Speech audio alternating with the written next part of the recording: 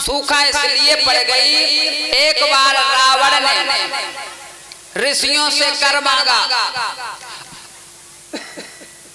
जब ऋषियों ने कर मांगा मेरे भैया, ऋषियों ने मना कर दिया, हमसे कर मत लो। क्यों? नहीं, हम ऋषि महात्मा आदमी कर लोगे, क्या करोगे? रावण जाओ राजाओं महाराजों से प्रजा से कर मांगो।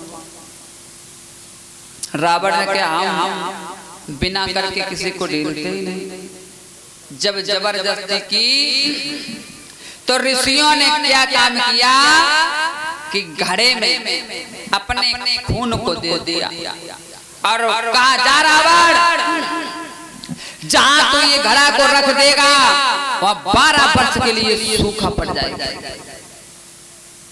मेरे भैया ये जनक से जलता था, जनक नजरिया से गुजरा, इसने जनक के राज में घड़ा को गाड़ दिया, इसलिए सूखा पड़ गई। इधर जब सूखा पड़ गई तो राजा रानी ने मिलकर जैसे ही हल चलाया तो क्या हुआ,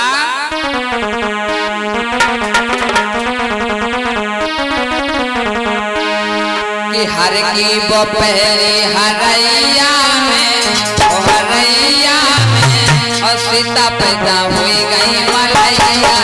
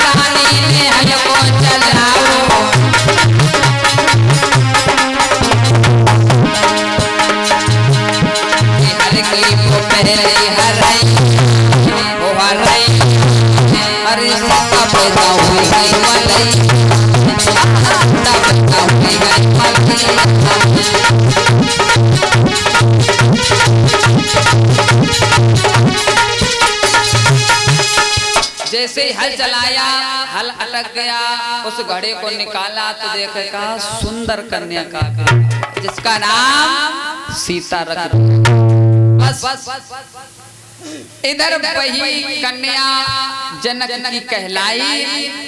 और एक बार की बात है, राजा जनक के यहाँ एक धनुष पड़ा था, वो सीता जी गई, सीता जी ने उस धनुष को उठाया, नीचे लिप दिया। सीता जी गई, देखते देखते कि ये धनुष हम देख रहे हैं बरसों से पड़ा है, ना तो सफाई कोई करता है इसके नीचे, ना कोई उठा के अंते रखता है। तो मन में विचार किया लाओ मैं सफाई कर दें। तो वे गई, उन्हें ऐसे उठाओ धनुष ऐसे और लिप दो, बाद में फिर जब बात जनक जी तब तक वहां गए, देख लिया।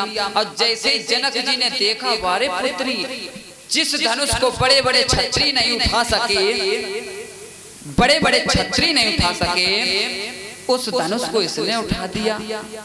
तो आज जनक जी अपनी सभा में गए और बोले क्या,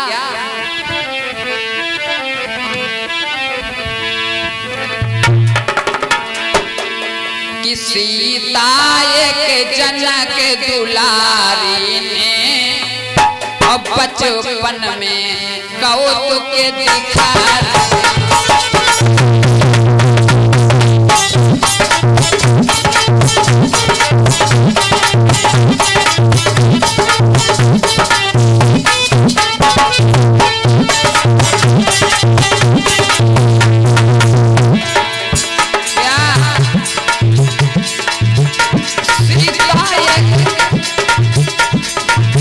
जनक ने कहा कि सीता एक जनक दुलारी ने बचपन में कौतुक दिखा दिया, श्री शंकर जी के धनुआ को बस ये कई हाथ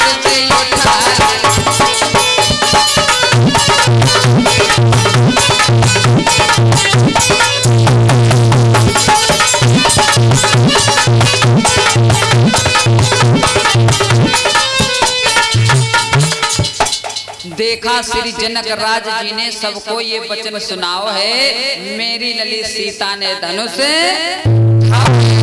जिस महावीर की महाशक्ति ये धनुआ तोड़ गिराएगी, बस उसी वीर को निर्विवाद जानकी विवाही। यानी सीता ने धनुष उठाया और जो भी वीर धनुष उठा करके तोड़ देगा वही वीर शादी करेगा। तो आज महाराज जनक ने खत में, चिट्ठी में, पत्र में एक ही बात लिखी, जितने देश विदेश के राजा थे सबके यहाँ पठवा दिया कि मेरे यहाँ स्वयंवर है, जो भी धनुष को तोड़ेगा वही मेरी बेटी सीता के साथ रिश्ता जोड़ेगा। भैया एक पत्र विश्वामित्र जी के पास में पहुंचा।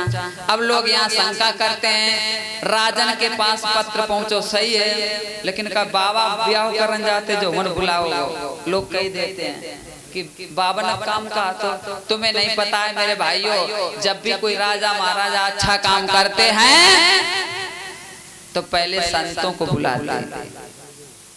किसको? संतों को, बाबाओं को, इसलिए मेरा कार्य पूर्ण हो। तो आज ये पत्र विश्वामित्र जी के पास में पहुंचा तो विश्वामित्र राम लक्ष्मण को लेकर के चले हैं और धीरे धीरे आगे बढ़े। तो जब आगे बढ़े हैं घने जंगल में पहुंचे। कौन से घने जंगल में? जहां पर एक कुटिया नजर आई, पत्ते पड़े हैं, बियाबान जंगल है। देखा प्रभु राम ने कि इस कुटिया के पास कोई है भी नहीं और उस कुटिया के पास में एक पत्थर रूपी शिला पड़ी है, बरसों से पड़ी। प्रभु राम ने पूछा, प्रभु ये क्या है? तो आज विश्वामित्र बताने लगे। क्या बताने लगे? ये गौतम की नारी है अहिल्या, कि गौतम नार श्राप बस उपल दें धर धीर, और चरण कमल रज चाहत है कृपा करो रघुवीर। ये अहिल्या की नार है, आपके चरणों की धूल चाह रही है, कृपा करो। लेकिन राम पूछते ये पत्थर की क्यों हो गई? तो सारी बात बताई है आज विश्वामित्र ने कि अहिल्या इतनी सुंदर थी, इंद्र ने देखा, मन में इच्छा जागृत हुई। ये चंद्रमा के पास में पहुंचा, चंद्रमा से बोला भैया सहायता कर दो। तो चंद्रमा ने आकर के मुर्गा बन करके आवाज लगाई। कैसे?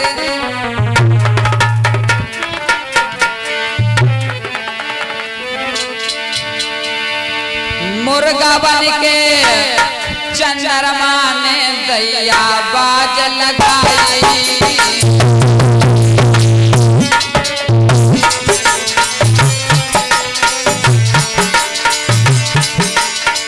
ऋषि भागे गंगा को गंगा पे पहुंचे जाई।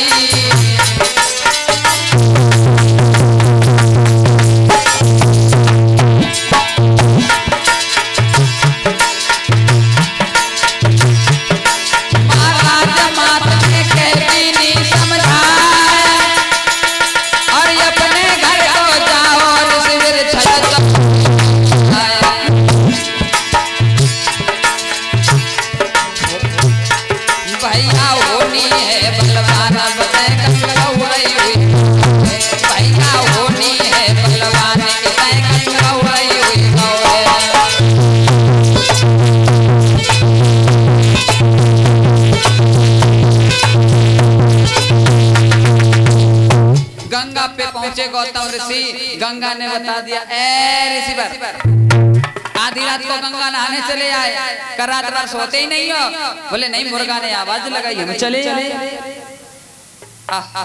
बोले मुर्गा ने आवाज लगाई, देख तो लेते कम से कम।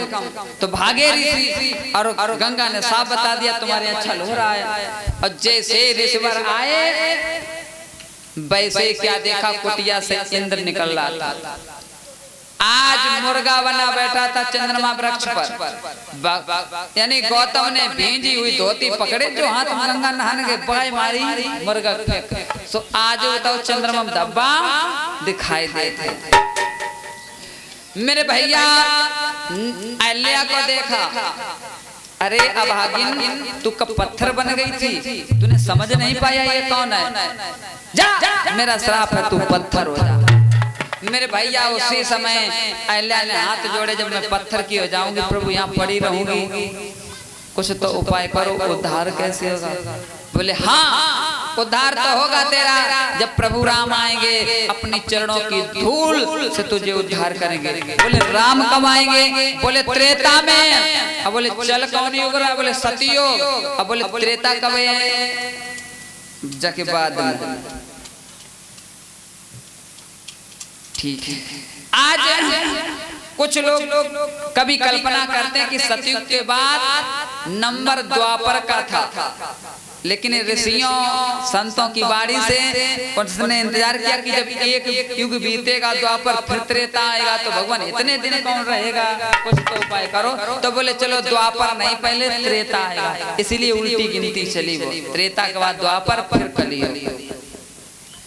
मेरे भैया आज वहीं पर वो यानी पत्थर की हो गई, और आज विश्वामित्र कहते हैं हे भगवान राम आप चरणों की धूल दे दो, इंतजार कर रही है। कहने लगे हम चरणों की धूल कैसे चरण छुआ दें, उसमें फिर हम क्षत्रिय हैं और क्षत्रियों का धर्म है, हम नारियों का अपमान नहीं करते।